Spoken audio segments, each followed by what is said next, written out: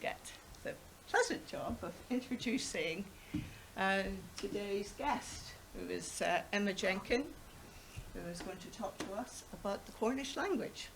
Thank you very much. All right.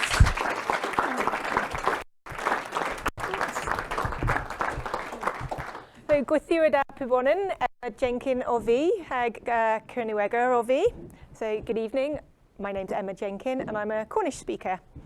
I'm going to give you a very brief overview of the Cornish language. I'm not going to tell you the ins and outs of everything because the Cornish language is older than the English language, and we could be here some time if we went into every single detail. The Cornish language is one of the Celtic languages. There we go, one of the Celtic languages. I've got a little map up here for anybody that can see it. We're down here, obviously, with our sister languages, Breton and Welsh. That makes up one half of the Celtic languages, and then we've got Scots Gaelic, Gaelic and Manx, and the little tiny Isle of Man up there, makes up the other family. So we split from the common Brythonic language around 500 AD. So we're going back some time.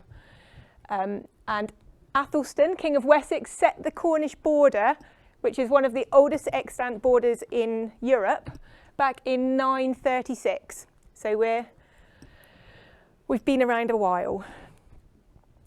So we've got some evidence of Cornish being used back. Probably the first written evidence is the Bodmin Manumissions, which was a document that was a list of slaves that were freed. So it was the slaves' names and the people that had freed them. And that was around 961. And as part of that document, there was a list of Cornish words. So, you know, like I say, we're going back some time now. And then the Vocabulum Cornicum was written around 1100. And that's a list of words that are in Cornish, Breton, Welsh, Old English, Latin, and Norman French. So it was a lot of nouns, a lot of words for things, and all of the equivalents. It was the Vocabulum Cornicum was classified as Welsh for a long time. Often things that get some of the older documents written in Cornish, when they've been found, have been classified as Welsh because they're very, very similar. And then I think it was around 1700s that somebody realised actually this isn't Welsh, this is Cornish. It's stored, so a lot of these old documents are stored in the British Museum. We don't have them in Cornwall. We don't really have anywhere where we can store them. You know, they're really delicate. So Old Cornish was very, very close to Old Breton and continued to be for some time till around 1200 AD, something like that. So the languages kind of went along together. So this is the ancient bit. So we'll gloss over this because we don't know a lot about that time. And then we have the period of Cornish, which is kind of classed as Middle Cornish, which was the main period when Cornish was being used as a community language, just as a first language. So this was around 1200 to 1600s, something like that. And during that time, we've seen the bulk of the existing Cornish language written materials. So before that, we just had those couple of very old documents that have been found. I mean, who knows? There could be more out there, still somewhere in somebody's library in their Welsh section. We don't know. 1215, when the Magna Carta was written, it shows the Cornish coat of arms as well as the English coat of arms. So we know that at that point, you know, Cornwall was very separate. And then Glasney College was founded in this period. So Glasney College was in Penryn, just at the bottom of Penryn, near the river. You can still see, I was going to say the remains, but it's just really some markings on the floor now. They do have quite a lot of information in the museum in Penryn about Glasney College. But Glasney College was here we go, I've got this written down because I knew I'd forget. It was founded in 1265 by Walter Branscombe, who was the Bishop of Exeter at the time. So he had a dream that he should found this college, so he did. And it had 1 provost and 12 secular canons. And they held the patronage for 16 parishes around them. So in Glasney College, they wrote the medieval plays, and I will come on to the medieval plays a little bit more in a minute, but they are our kind of our main sources of Cornish language that we use today. So the building blocks that we've used to put together, obviously Cornish stopped being used, and so it's a revived language now as we speak it now. But during this time, when it was just a community language being used like we use English now, they were writing plays which were performed in plain and quarries around Cornwall. So this Tudor period was a rough one for the Cornish language, and this is really, Middle Cornish is really where we saw the beginnings of the decline of the use of Cornish language in the community. So we have a couple of really big rebellions that happened which really affected the way the Cornish language was being used. The first of them was 1497, often known as the Prayer Book Rebellion, and was a result of the request, I say request, that's probably a little bit too polite, the request for the Cornish people to pay taxes that would be used by Henry's armies to fight the Scottish, to maintain to try and get rid of the border with Scotland and regain Scotland. The Cornish people didn't feel that that was really any of their business. They were already paying taxes for a lot of things, and they didn't want to pay for a war that they felt really didn't have anything to do with them. It was a long way away. And so a local chap, actually from St Kevin, nobody's really sure why, but he started the whole rebellion. He was known as Angoff, which means the blacksmith. Michael Joseph was his name. So we're not quite sure what motivated him particularly. Maybe he was somebody that made tools for a lot of the farmers, had a lot of conversations with a lot of people perhaps during his day. Maybe somebody obviously at some point has said, oh, this is not on, but he got together a group of people, and they left St Kevin and started marching, and as they went through Cornwall, they gathered more and more people together. I mean, this was a big rebellion. They got to Bodmin, and they kind of joined forces with a lawyer from Bodmin who was called Thomas Flamank. And then together they marched to London. I mean, amazing, to London. It's a long way now in the car, but you think on foot, it's quite a task. So by the time they reached the Devon border, they were 15,000 strong. So, this was a big group of people. So these were Cornish speakers, okay? And they got as far as Blackheath, which again, I find quite astounding that they got that far. Now, Henry at the time, luckily his army hadn't gone that far towards Scotland, and he was able to recall them. And the Cornish army were defeated at Blackheath, which is probably due to the fact that, their weapons were farming implements, maybe made by Angoff himself, who knows. But the leaders of the rebellion, so this is Thomas Flamank and matey from St Kevin, Michael Joseph, were beheaded and hung, drawn and quartered. Their heads were stuck on spikes in London. The bits of their bodies were taken down to Cornwall, spread around as don't do this. But that was a big defeat. So not only were a lot of people killed during that rebellion, so that's a lot of Cornish speakers were killed during that rebellion, but that kind of doesn't make you want to continue using the Cornish language. You know, so the kind of the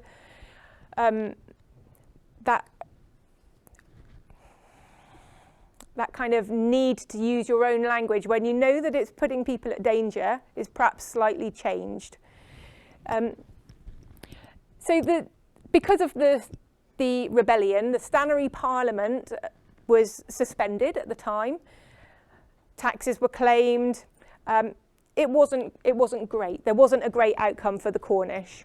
Do you mind just saying a bit what the Stanary Parliament is? Oh, yeah, sorry. The Stanary Parliament was the parliament that was based around the tin industry in Cornwall. So it was what governed Cornwall at the time. And it was, when it was suspended, basically the Cornish had to pay their taxes to the English government rather than to the Stanary Parliament. So it was a big deal to have it suspended. It was reinstated in 1508 with the Charter of Pardon. Get rid of that one a minute. So following this, we had another rebellion, 1549. So really not that much later, 50 odd years later. And this really consolidated the beginning of the end for the Cornish language. So this was the Prayer Book Rebellion. Sorry, I said the other one was the Prayer Book Rebellion, didn't I? It wasn't. It was the Stanary Parliament Rebellion, sorry. This one was the Prayer Book Rebellion. So this was when the first Act of Uniformity was passed, meaning that the Common Book of Prayer had to be used in English. So until that point, a lot of the churches in Cornwall would have been using Latin in their services, but a lot of the services would have been taken in Cornish. So there was no provision for the Cornish in this Act. There was some provision for the Welsh, but not for the Cornish. And because people had they knew the rhythms of Latin, so although they might not have understood the words, they knew the sense, and they knew the rhythm of it.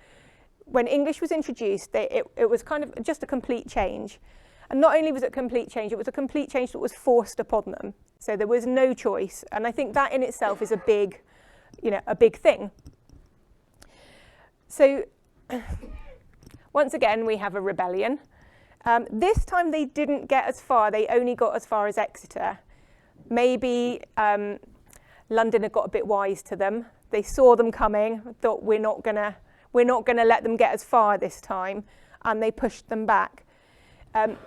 During these rebellions, it's estimated that something like 25% of the male population of Cornwall were killed. So that's a massive, this is big numbers of people we're talking about, and big numbers of Cornish speakers. So following these rebellions, there were people in Cornwall, particularly the kind of nobility of Cornwall, that were given positions of power in the government. And that meant that they then conformed to keep their own places and to ensure their own advancement. They conformed to the use of English rather than being the people that actually pushed for, we want to carry on with Cornish. So the Cornish people in power didn't help the situation, which was unfortunate. So I mentioned earlier that during this period we had the Glasney College at Penryn. So I'm just going to go back now quickly to talk about something that's a bit more positive for the Cornish language, which was the writing of the plays at Glasney. So these were plays that were written about local saints. We have a set of plays that were the story of the Bible, basically. We also have plays that are about specific saints. So there's Bunan's Kay, which is the life of St. Key. Bunan's Mary Azek, the life of Mary Azek, who was the Camborne, that's the Camborne play. So they're quite often location specific. They are performed over multiple days often. So the Ordinalia, which was performed at St. Just 2021, I think, is performed over 3 days. So it's a set of 3 plays. They would have been performed in Plain and Gwarry. So probably you're all very familiar with the Plain and Gwarry at the Lizard. No, at St Just. What am I talking about? Oh, forget where I am. At St Just. So they were big circular open-air theatres. There were, we think, that are known about now, 32 Plain and Gwarries across Cornwall. There are very few remaining. So the one at St Just is one of the ones that you can actually still see the shape of. There's a lovely example at Rose, which is just outside Perranporth, Piran Round. If you ever go there, it's just got a lovely atmosphere about it. The sides are much higher than the one at St Just, and there is a small fire pit in the middle still. And they think that the play kind of went on around the outside in different stations, and the audience would have been in the middle. So there are stage directions in these manuscripts. The manuscripts are still remaining. So there's some of the oldest remaining play manuscripts in Europe, written around the same time that Shakespeare was writing. They're not stored in Cornwall, of course. Some of them are at the British Museum, some of them are at the Bodleian Library, some of them are at the National Library of Wales. Once again, they've often in the past been misclassified as Welsh. The last one that was discovered was in 2000, and that was Bunan's K, I think, and that was found in somebody's library. Who they died, the library was taken apart and got distributed to different places, and they found this play which had been classified in his library as Welsh, and it was Cornish. And of course, every time we find a new piece of writing like this, it opens up a whole extra set of vocabulary that we didn't know we had. So it's quite exciting when we find these scripts. They did bring the actual manuscripts to Cornwall a couple of years ago now when they were at Crescent-Kerno. And it was the first time that the manuscripts had been in the same place since they were written. So it was, that was quite an amazing thing. To enable them to do that at Crescent-Kerno, they had to build a special room that was temperature regulated, and they were in a box, and it was very dark. They were beautiful to see. I was more excited than I thought I would be to see the actual physical form in real life. It's a shame that we have nowhere in Cornwall to house them. They should be here really, and maybe one day they will be. Who knows? Who knows? I know that in St Just they're trying to raise the money to put the plays on again. So the Ordinalia. So that's a 3-day play, which just goes through the life of Christ. So hopefully we'll all get to see it at some point again soon. And then, so the plays were written in that kind of Tudor period, and then from 1600-ish, we would classify this as late Cornish, which feels a little bit sad. The last community usage, we think probably, I mean, when I say last, I'm talking about general community usage, so it being kind of heard all around the place, sort of 1800s. We've all heard about Dolly Pentreath, I'm sure. Dolly Pentreath is a big name. Anybody not heard of Dolly Pentreath? You've not heard? Okay. So Dolly Pentreath was thought to be the last Cornish speaker. Some antiquarians came before Cornish stopped being used as a community language, and they interviewed Dolly in Mousehole, and she said to them in Cornish, what we think was, I won't speak English. Something like that. Sometimes people say they think it was, I can't speak English, but it's more likely to be, I won't speak English, we think. In fact, quite rare for this time period for it to be a female that has been recorded as saying anything, to be honest. We know that at the time, even when they wrote that she was the last speaker, they also wrote that she was speaking to 3 or 4 other people in the village. So obviously not, very obviously not the last speaker. research more recently has found that fishermen were using Cornish, particularly conversing with Breton fishermen.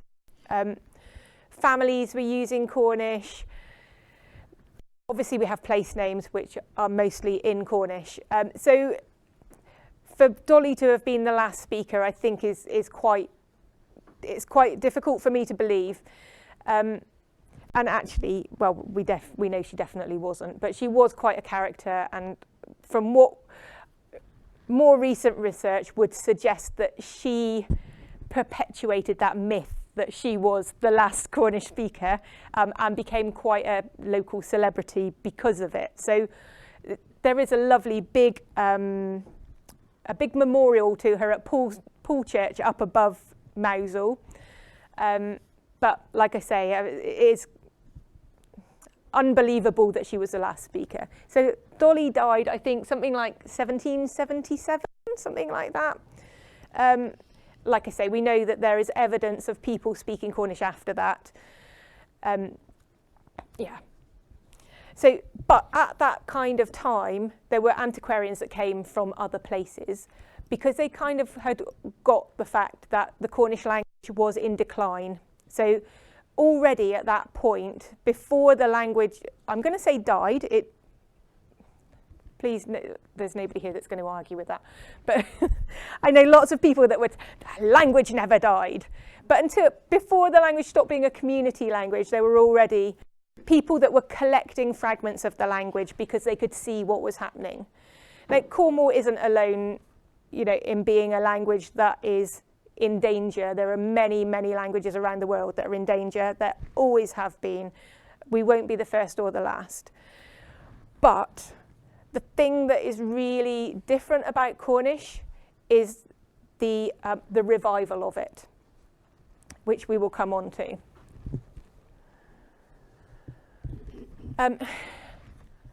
One of the ways the language did not die, and is still very evident around us now, is in place names. So I've put a few of the local ones up here, but we've got the very classic beginnings of Cornish place names, tree, pole and pen. I've popped at the top. We see those so much. As soon as you come into Cornwall, you can see the change in the place names.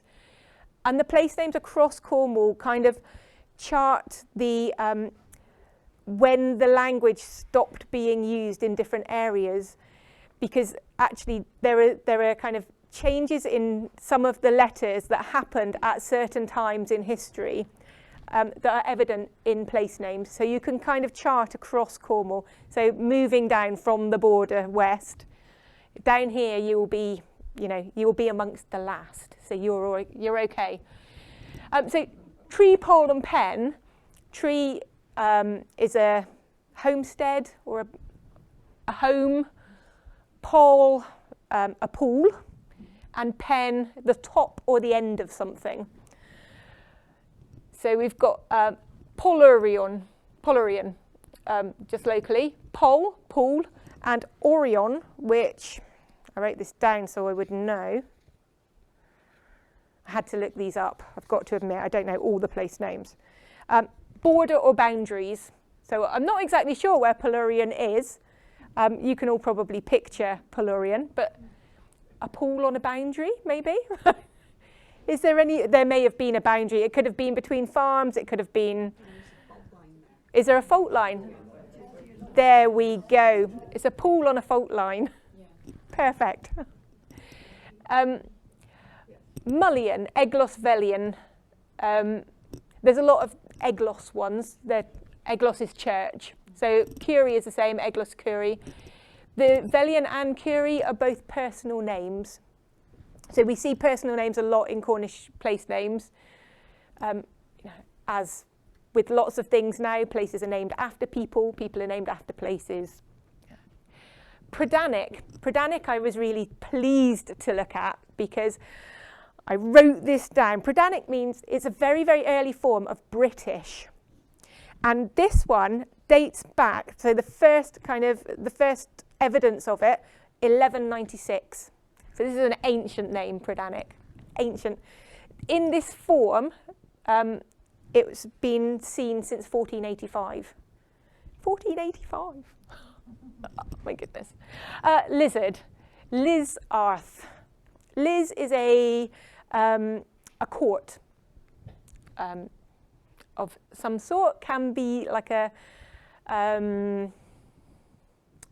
not like a court, like a law court, but a court, a nice place. And Arth is high place, so a court, a high placed court, or a court on a high place. Liskerno, Cornwall Council's county hall. Liskerno is its Cornish name, so it's got that kind of sense. Just trying to think if I can think of Liscard, Liskeris is Hellis. Yes, Hellis. And Goonhilly, another one I really like actually, Goonhelchi, hunting downs. So some downs where they were hunting.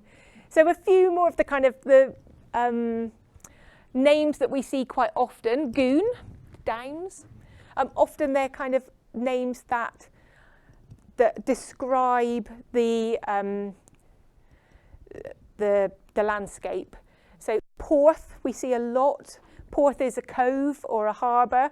Interestingly, can also mean a gate. So sometimes you get a Porth that's not on the coast, but that's, you know, it's that sense that a harbour would be the gateway in from the sea. Is often kind of a smaller gap, or a cove that has a smaller gap. Towan, we see. Towans are sand dunes. So Porth Towan, cove of sand dunes. And if you think about Porth Towan, that's exactly what it is. Treth is another one we see. Portreath. Treth is beach, so cove with a beach in it. I mean, there should be loads of Portreths around Cornwall, really. So you see the Cornish language in so many place names. So even if no other word was spoken over those years where it was a little bit thin on Cornish language, people were saying these place names. So I would say it's not died, because they're still being used. Some of them are older than others. Some of them have changed more than others. There's an amazing website, if any of you are interested, which is Gelliver Canuic, which means Cornish dictionary. So it's an online dictionary, which is a fantastic resource for anybody wanting to find a word. And part of that dictionary is a place names directory.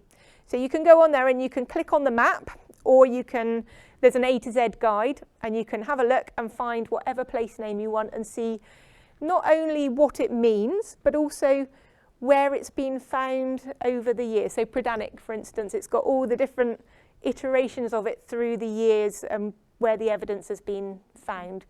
There is a panel that meet and discuss place names, and we have now got a map that is completely Cornish place names. Nothing else, all in Cornish, which is great. So that's kind of the history bit, the old kind of, you know, what happened before Cornish stopped being a community language. And then what makes Cornish really special, I think, is the revival and how Cornish has developed over the years. So the revival didn't really start very much after Cornish stopped being a community language. So those kind of early antiquarians that were collecting bits of the Cornish language before Dolly Pentreath died, we're going to go with her just as a point in history. They were part really of this revival because they started actually collecting things, and they could see what was going to happen, and some of them started writing to each other in Cornish. They decided that things needed to be written down in Cornish. So there's this whole kind of records of what people have written to each other, just, you know, purely to keep the language being used. So Henry Jenner he was probably the person that we would say has had the biggest influence on the revival of Cornish. So he discovered a fragment of Cornish in the British Museum, which sparked his interest, and he wrote a paper about it, which he presented to the London Philological Society. The conclusion of that particular paper, interestingly, this was 1873, so perhaps before you think the revival has begun, but the subject was, this is a quote from his conclusion. The subject, Cornish, has been pretty well exhausted. Very little of any importance remains to be done. So Henry Jenner then went on, obviously had a little bit of a change of heart, because in 1904 he published the first handbook of the Cornish language to enable people to relearn it. So not quite sure at what point in that about 20 odd years he came to the conclusion that actually it's not done and there is things to do. But he published this book in 1904. And learners used the handbook to start speaking and writing. For a long time, Cornish was very much a literary language. So through the last century, probably even the sort of 50s, 60s, 70s, it was still very much a literary language. So we have records of poetry, we have lovely things that have been written, but there weren't a lot of people that were actually speaking Cornish. In 1920, Jenner established the first Old Cornwall Society over in St Ives, and from then he started collecting fragments from the community. In 1924, the Federation of Old Cornwall was formed, as I'm sure many of you will know, and by 1928 there were enough fluent speakers of Cornish, so this is 24 years after he's published this handbook, there were enough fluent speakers of Cornish to start the Gorseth, which was spoken in Cornish. Henry Jenner was the first grand bard. I mean, there's hundreds of bards these days. I'm a bard. I'm sure there's I know there's other bards in the room. And then, so since that time, we're seeing a kind of a massive resurgence of Cornish.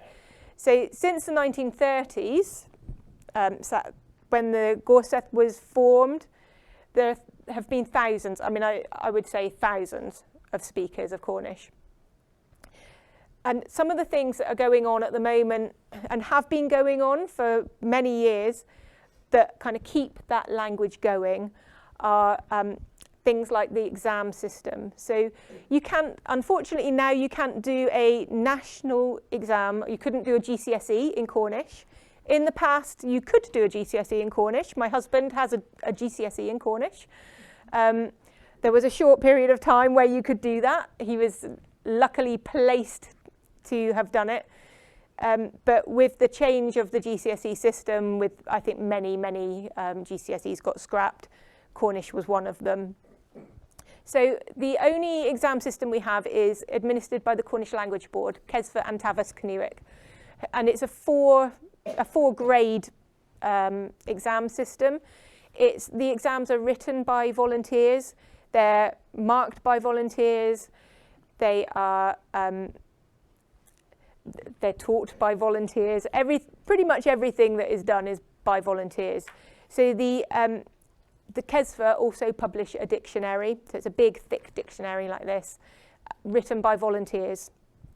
I had meant to bring it with me, my dictionary, just because it's quite interesting to just see the physical size of it and how many words there are. I always think that as a revived language, you know, one of the things that people say, and that I hear people say is, well, how do you know what words to use? Because obviously when the language was at its, you know, in its heyday in the 1700s, there were no computers, there were no telephones. We have a huge amount of things that there wouldn't have been a word for. So we have Academy Cynwyc now, who have a terminology panel who meet to discuss new words, new phrases. So just as an example, television. How do we find a word for television? How do you name anything? You know, I mean, all languages obviously have this issue when there's new technology or new things being made. So the terminology panel will have a look and see, for one, what's the root of the English word. So for television, tele, kind of far, remote, vision, sight, seeing. So the Cornish word for television is pel walloch. Pel is far, walloch seeing. So it's kind of a translation of the bits. They'll also have a look and see what are the Welsh doing, because we have about a 30% overlap with Welsh and Breton. So it's quite a big. You know, we share some words completely, and then other words are. We're having this discussion before earlier this evening that some words you think will be the same as Welsh, but actually mean something slightly different, and are not interchangeable. As an example, bora. So bora da in Welsh would be good morning. In Cornish, bora means dawn. So it's very specifically dawn. You would never say bora da, because you would be saying good dawn to you, which is probably not what you're meaning. So we're coming up with new words all the time. As I say, that's nothing different from any other language, but it's often something that is used to as a negative thing about the Cornish language.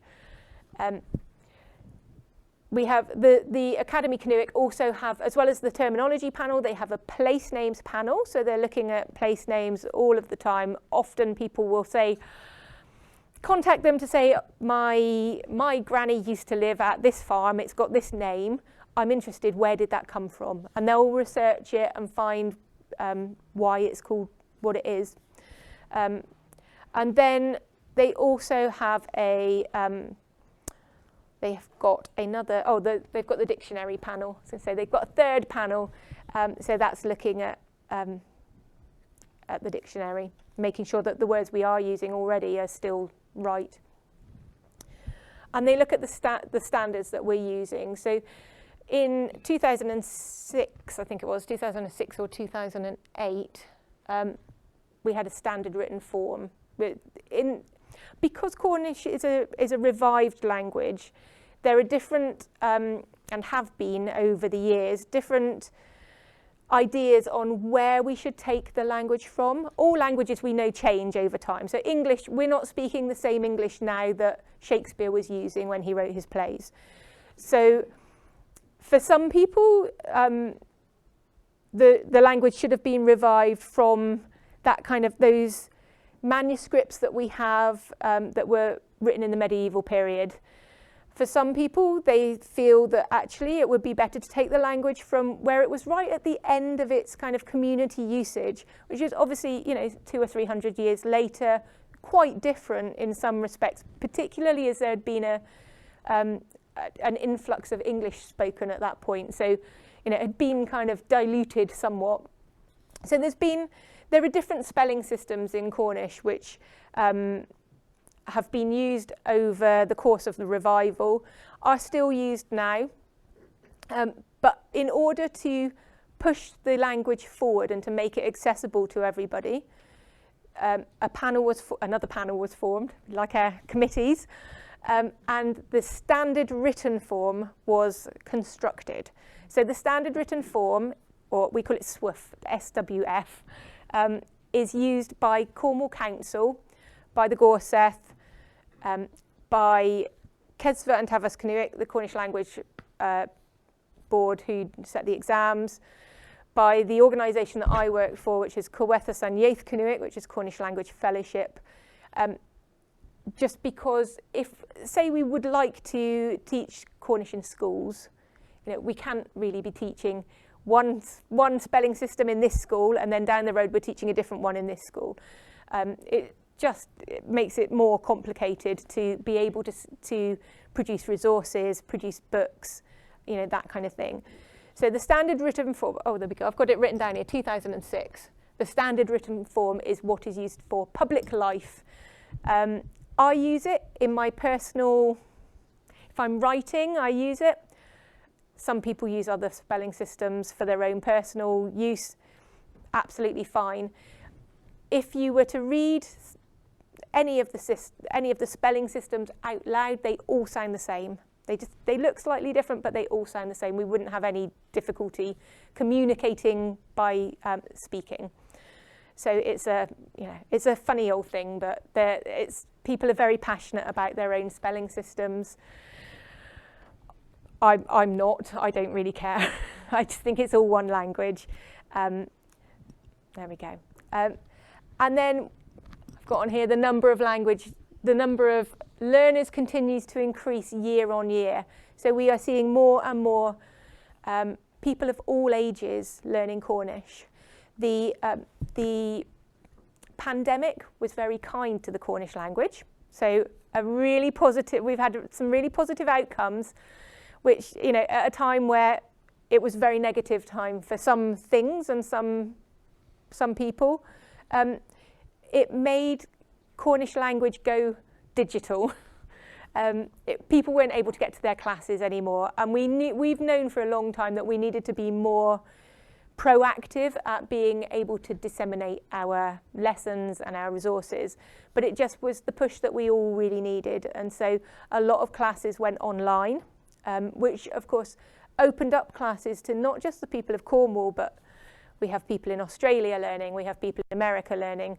There are a group of 3 people in Japan that meet up to speak Cornish. Who would have known? All of Cornish descent at some time.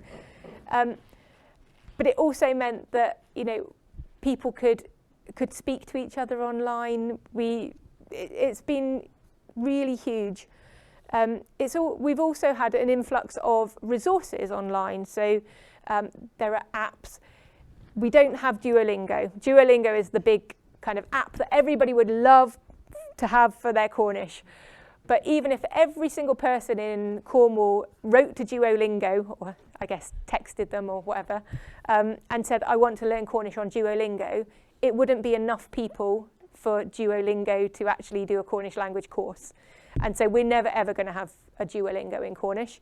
However, we have an app called Indielan, which was an app that was developed between 6 different minority languages. So there's Cornish on there. There is Scots Gaelic. There's Sami, which is a language which is at the top of the Norway, Sweden, Denmark, kind of across the top there. And there are 3 other languages which I can't remember, but there's 6 altogether. So we do have things, a lot more resources than we used to have, which has made Cornish perhaps more accessible to a range of ages. So historically, Cornish language lessons have been in the evening or in the afternoon and have been the realm of retired who have had the time to do it. With the influx of a wide variety of resources, it's opened it up to a really big range of ages and circumstance. So this year, for the first time, not for the first time, we've had young people take exams before, but I think we had 6 under 18s take exams this year. Usually we have around 100 people take exams every year, something like that. Not everybody studies the language to take exams. My husband is a fluent speaker and has done his first grade, but that is it. He's got a GCSE that he did when he was 16, and he's now in his 50s. So, not everybody out there is taking exams, but it gives us, it's one of the ways that we can kind of count how the language is going. So we don't know how many people speak Cornish. There are no statistics. When we have the census, there is no question that says, do you know any Cornish? Much to, we've asked, people have lobbied for questions, but the only question about language is, what is your first language? And unfortunately for Cornish, that's a really difficult question to answer, because for most people speaking Cornish, it's not their first language. No matter how much I would like Cornish to be my first language, I was not brought up speaking Cornish. I started learning Cornish, say, 20 years ago.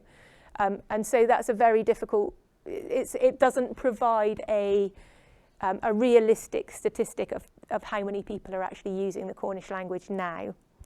What we do know is that the numbers are growing, which is really goes against all other languages. Even the Welsh, who have a lot more speakers than us, their numbers are actually declining at the moment, despite the resources that are going into it. So we have no central government funding for Cornish. Cornwall Council provides some funding. There is one Cornish language officer at Cornwall Council. I work for a charity, so we publish books and we fund ourselves by doing things like this. We also, at the moment, have a European Horizon funded project that we are doing, which is looking at the use of immersive technology to further the interest in minority languages. So this is looking at whether we can have VR headsets that have a Cornish language story that might not teach people how to speak Cornish, but promote an interest in not only the language, but the kind of the culture that goes around the language. So some of the stories of Cornish culture that might include language. So things like crying the neck, which is uses Cornish language. The silver ball from St Ives that had Cornish language written on it. Those kind of things. So we're able to get some funding from things like that. There is a schools award programme that is running at the moment. So these are the things that are kind of happening right now. That had some funding that actually did come via the government in a kind of a chunk. So we don't have any ongoing funding. Every few years, we kind of look at what's happening and then complain to the government that there's no funding, and they'll give a chunk and say you need to spend that by the end of the financial year, and then we have to spend it very, very quickly. It's not a very good system, but we're hoping that in future that might change. So the Schools Award Programme is a bronze, silver, gold awards programme. There are 30 schools at the moment enrolled on it. When I meet children from those schools, it's amazing how much they're able to say and use in comparison to children from schools that don't have that programme. We have online resources being developed all the time. There's a lovely course in Cornish called Say Something in Cornish, which is a listen and repeat. There we go, see that people are using it. Developed from a Welsh course. We have a Wikipedia which is written in Cornish, and that's growing and growing all the time. So students of Cornish can write articles which can be shared with other people. So it's great for learners because you can both write and then you can read all sorts of interesting things. We're seeing an increased visibility in national media. So more and more often we'll see national newspapers picking up the story of the Cornish language if something happens. We increased use of language by creatives, and that kind of almost goes along with the national interest. People like Gweno, who is a Cornish speaker and a Welsh speaker, who has got more than one album in Cornish. We're seeing films being made. Last year, I think there were 9 short films made in Cornish by Screen Cornwall. They're all available online to watch. We've just had the translation of The Highway Rat, which is the Julia Donaldson film. It's a book, but it's the film has been translated and voiced in Cornish, so that is available online, and we're just in the process of publishing the book to go with it. And like I say, we're doing this big project at the moment. So lots and lots of really exciting things going on, different things all the time. And then this is just some of, I'm a bit of a Cornish language nerd, so wherever I go, if I see some Cornish language written down, I to take a picture of it. So this is a random selection. Some of you won't be able to see this, but it's a random selection of some photos that I've taken where I've seen Cornish being used. So we're seeing more and more businesses using Cornish to name their businesses or within their businesses. So we've got, just for people that can't see this, up here is a sign that I saw at Trelisic. So National Trust are doing more and more. We do a Speak Cornish Week at the end of June every year and encourage local businesses to use a bit of Cornish. For the last 2 years, the National Trust have welcomed visitors in Cornish to all of their gardens and properties for Speak Cornish Week. I'm hoping that at some point they'll feel confident enough to carry that on through the year. But at the moment, we keep pushing them.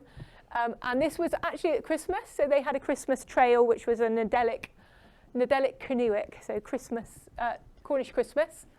We've got Kerno mobiles up here. That was just because I love to see Kerno instead of Cornwall. It always makes me happy. Gwella ice cream, Gwella dairy. Gwella means the best. So perfect name for any company, I would say. We've got Kiss Tevi up here, which is the grow box in Redruth. Kiss Tevi, grow box. Kist is box, Tevi is grow. Chi and Bobble, that was at Heartlands. It's shut at the moment, but hopefully will open again at some point. House of the People, that means, Chi and Bobble. Key Community Centre up here have got their sign bilingually, so Crescent Gameneth K, Key Community Centre. Here's a sign from one of the buses, Greasing Kerno, made in Cornwall. And then, not to be left out, the train station in Truro. Bizarrely, I'm not really quite sure, but I don't know if this is a class thing, because the first class lounge has a bilingual sign, but the normal waiting room doesn't. I'm going to be having words. I can't actually read what it says on there at the moment, but it's got the sign bilingually. This was a sign at St Ives outside the Wetherspoons pub. So a lot of the Wetherspoons pubs have bilingual signage. Often their toilets are named bilingually, and they usually have a bilingual name for the pub. So Tree Dower, or the one in Truro is Tree Dower. Yeah. I don't know, everybody just calls it Spoons, but I think it's Tree Dower. And then this was a sign at Cerdroia. So this was just one of the plaques. So Cerdroia is a labyrinth, a Cornish hedge labyrinth up way away from here. But people can sponsor a metre of hedge, and then you get a plaque. And this plaque was in Cornish. It wasn't the only one in Cornish, but there were several. But this one I just quite liked. It said something about it always being summer, I think. Yeah, so this is just just a small selection of the photos of Cornish being used in the community that I have on my phone. And we're just seeing more and more Cornish being used. Lots and lots of companies are naming their companies in Cornish. There is a translation service at Cornwall Council. Should anybody be wanting to get a tattoo in Cornish, name a business in Cornish, even name your house or your dog or your person. We do see some people that have made mistakes. Dabara is a classic example. Dabara bread means, if you it translates as good bread, but if we were going to translate it, it would be bara da. So it feels like bread good. And it's just, it grates on me every time. But by the time somebody pointed out that it was wrong, it was too late. They'd named everything and weren't very keen to change it. But as more and more people are speaking Cornish, yes. The development in Redruth I seen the other day. Yeah. Hay lower. Oh. I know, big sign, big. I'm going to crash a car when I see it. There we go. You see, this is what's going to happen. We're all going to be, yeah, well,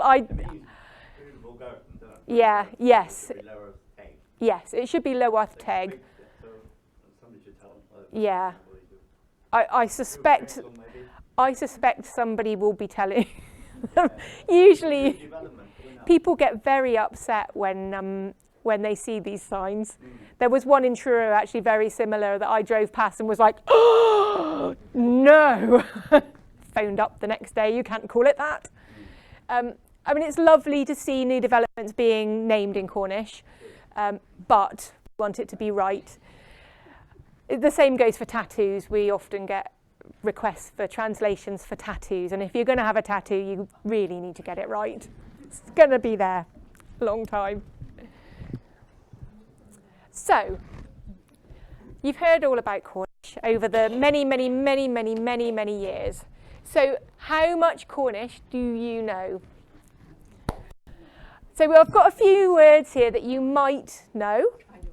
Kerno, Cornwall, of course. Kernuic, Cornish. Oh my goodness, brilliant. Corev? Beer. Yeah, beer. Everybody knows that one. Dinach. Yeah, you see that on quite often on. Yeah, there we go. Penzance Station, Dinach. Dinach the Truro. There's a sign as you go into Truro saying Dinach the Truro. A lot of towns have that on their signs. Mittinda. Good morning. Not Borada. Mittinda. Kerno Bisficken. Brilliant. Plain and Gwarry. I've already told you what this means. Yeah, playing place. So playing place near Truro should really be called Plain and Gwarry. There is a playing place at Playing Place. You can't see it. It's in a field.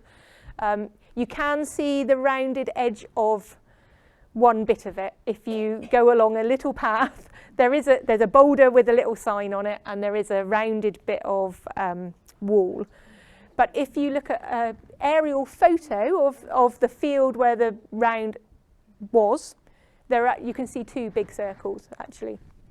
So it's still there. There's a planning application in at the moment for that very field, so we'll see. On and hagol, one and all, our Cornish motto. Eilgylchia.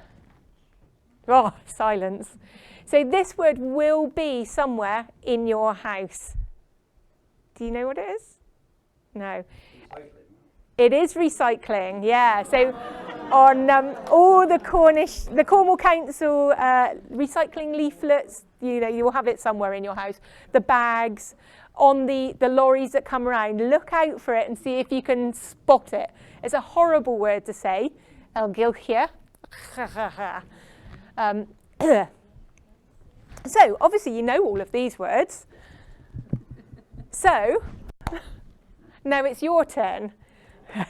Oh, I can see everybody's faces going, oh God, no. Nice and simple. It's just a few little phrases so that you can have a conversation with the person sitting next to you, or the person behind you, or you can introduce yourself. So, very simply, we've got dithda, dithda. So that's hello. Literally translates as day good. Dith, day, da, good. It's not, although it's like good day, it's not what we would, like how we would say good day in English. It's very much hello, just a normal everyday phrase. Pw osta, who are you? Pw osta. What I really love about different languages is what sounds really rude in one language actually is just normal in another. So in English, you might not go up to somebody and say, hello, who are you? But in Cornish, we do. And that's acceptable. Dickie, you'd say that's acceptable? Pure what? Yeah.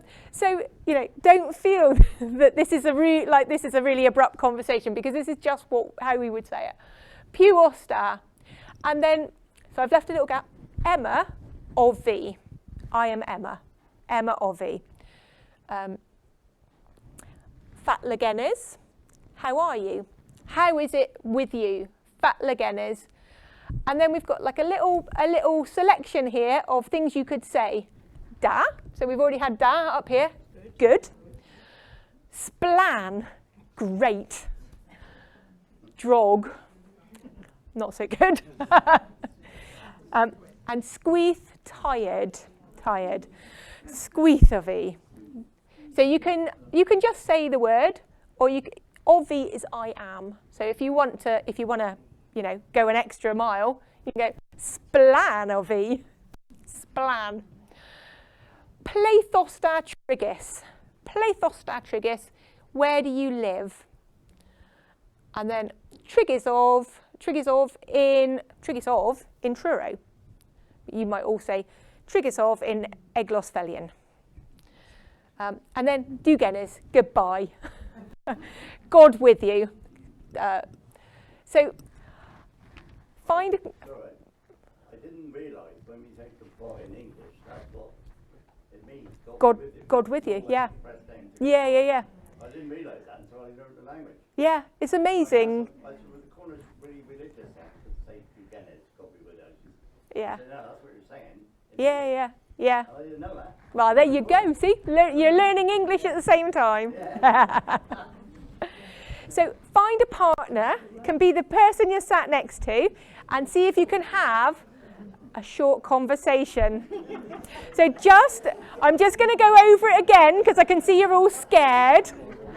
Deithda, Puosta, Emma Ovi, Fatlagenes, how are you?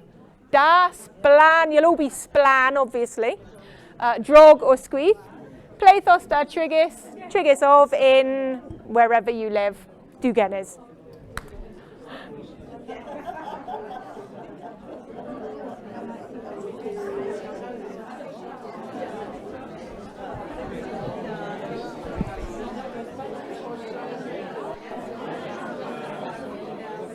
Okay. What we like to go in? Oh.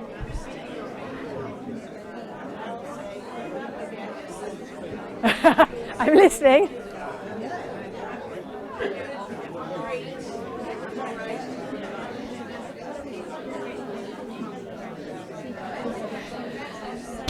Okay, so long enough to have had a two-line conversation.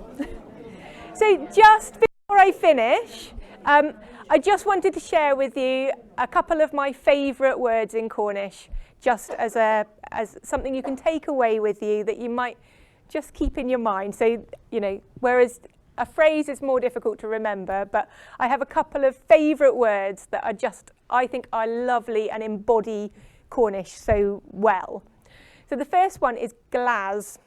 Glas means blue, but it also means green, but in a natural way. So it's effectively the colour of the sea or the colour of the sky. So the sea is always glas. Doesn't matter what colour it looks today, but it's always glas. Could be greeny, could be grey, could be kind of silver shiny, could be, really, really dark. And the sky is the same. It's always glas. But also the leaves on the trees are glas. The grass is glas. What isn't glas? Here we go. This on here, this little bit of green is not glas, it's gwyrdd, because it's a man-made green. So this is gwyrdd. This is glas. So a natural blue and green. But I love the fact that we have a colour for the colour of the sea and the colour of the sky. So if you're going for a walk in the countryside or near the sea, often the whole world around you is glas. And it's just, I find that really comforting that it's all just glas. So I love that word because we don't have anything at all remotely like that in English. And the other word that I really like, I guess it's two words technically, is ticky-doo. So ticky-doo means butterfly. Ticky-doo. But it translates as beautiful little thing of God. How lovely is that? So if you remember nothing else, remember ticky-doo. Oh, ticky-doo glas, a nice blue butterfly. So Muraz, thank you for listening tonight. if you want to learn some Cornish, there are lots and lots and lots of resources. Spread around on some of the seats there were little bookmarks that have got a link to the organisation that I work for, and there are also some little leaflets that have got some phrases that you can learn a little bit of. So, Muraz, thank you for coming.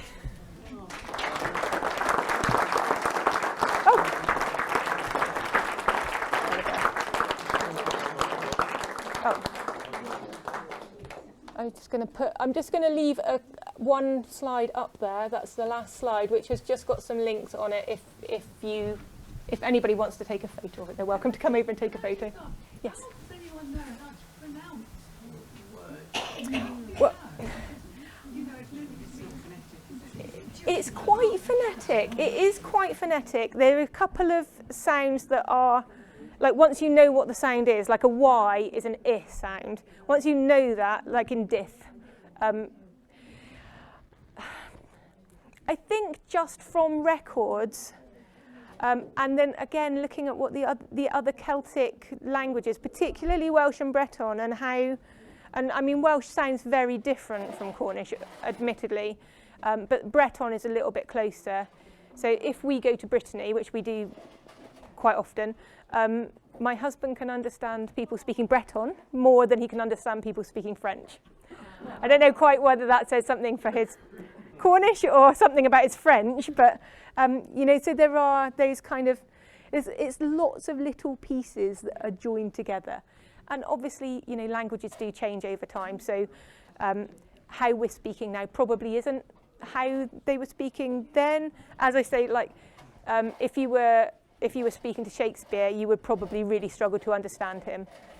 My personal opinion is that if a language is changing, if Cornish is changing, I'm delighted, because it means people are using it, and people are using it, and things change. The more you use it, the more it's likely to change. So I think that's a good, you know, a good sign. Emma, can I just mention, from a parochial point of view, many of you would know this, but E.G. Hardy, who was vicar here in the latter part of the 19th century, knew a lot about the Cornish language, our language.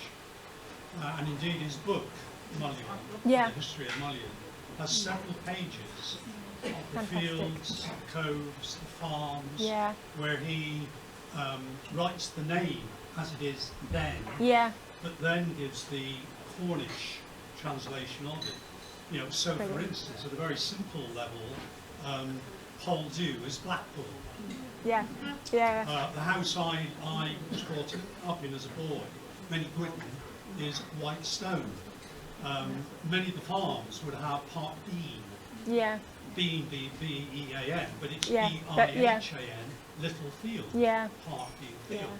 And so, for some of you I know will have copies of the Gold Book, the Mullion book, it's well worth flicking through to check on the Cornish behind the names that surround us. Absolutely.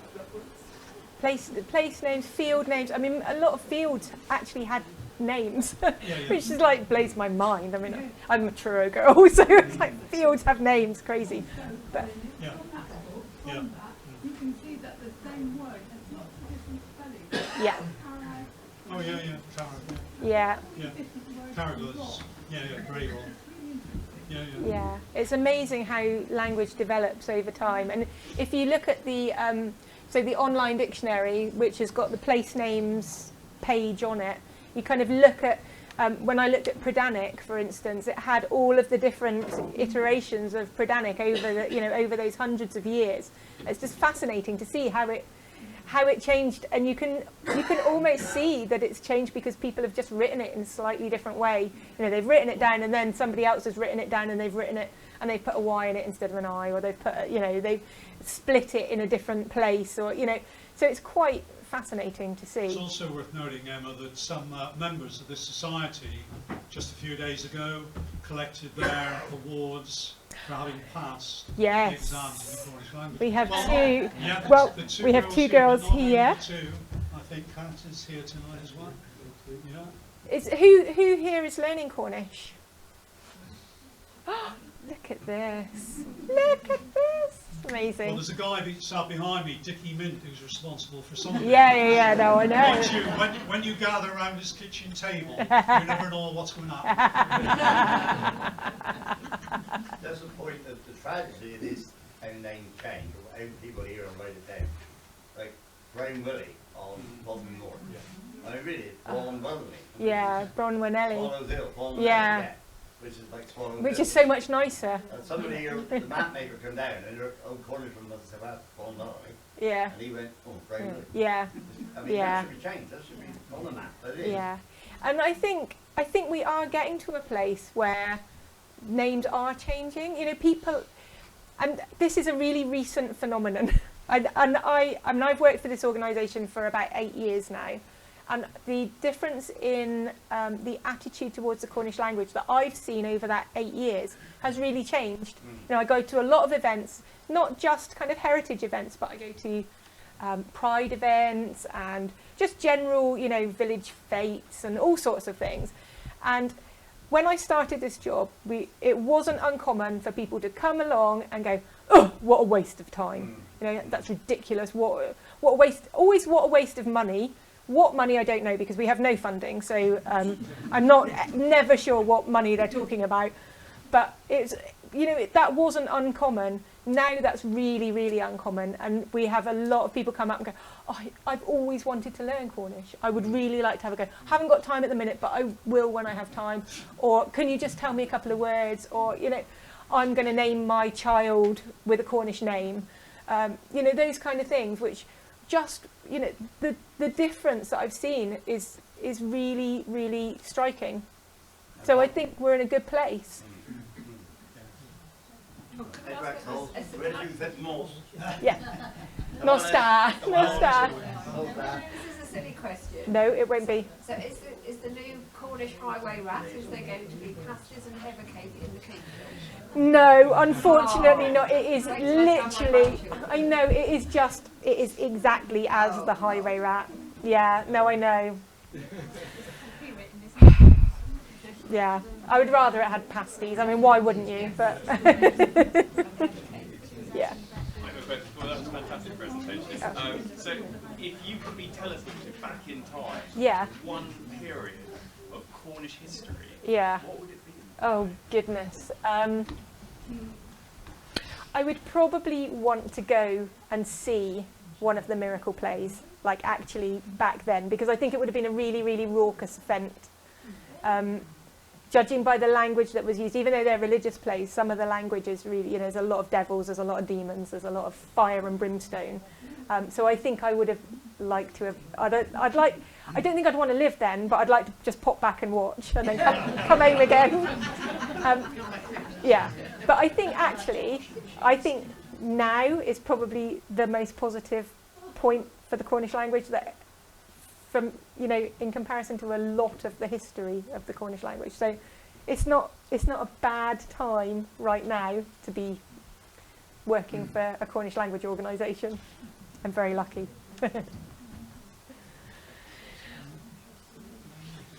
Okay, I'm done. I